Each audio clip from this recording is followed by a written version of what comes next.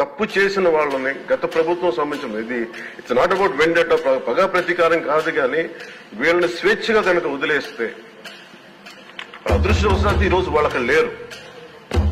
వాళ్ళ కనుక ఉండుంటే వాళ్ళకి నిజంగా వాళ్ళకి సమాధానం చెప్పాల్సిన పరిస్థితి ఉంది.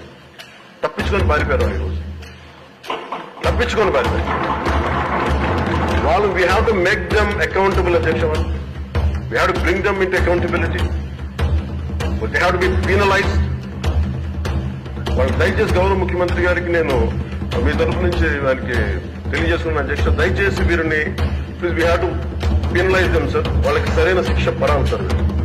తప్పించుకోవడానికి కుదరుస్తారు. ఎందుకంటే రేపు పొద్దున ఒక ట్రాఫిక్ కానిస్టేబుల్ బలం ఇవ్వాలి అంటే ఆపగలవంటి వాళ్ళు ఏమంటారు సార్ లోపల. నేను చిన్నపాటి కానిస్టేబుల్ అయితే నాకేమనిపిస్తుంది, మీరు పెద్దోళ్ళు అయితే వదిలేస్తారు, మమ్మల్ని అయితే పట్టుకుంటారంట. మనకు రూలింగ్ కి, గవర్నెన్స్ కి, అడ్మినిస్ట్రేషన్ కి నైతిక బలం పడుతుంది. ఐ రిక్వెస్ట్ యూ, నేను మిమ్మల్ని నేను చేసిన హౌస్ మెంబర్స్ గౌరవ సభ్యులందరినీ గౌరవ ముఖ్యమంత్రి గారిని అడుగుతున్నాను అధ్యక్ష మీ ద్వారా. They have to be punished and they have to be penalised whoever they are. Vendetta పగా ప్రతీకారంతో కాదు కానీ we promised that we will bring back accountability. We promised we will give a clean and clear governance. We have to live up to it. Thank you.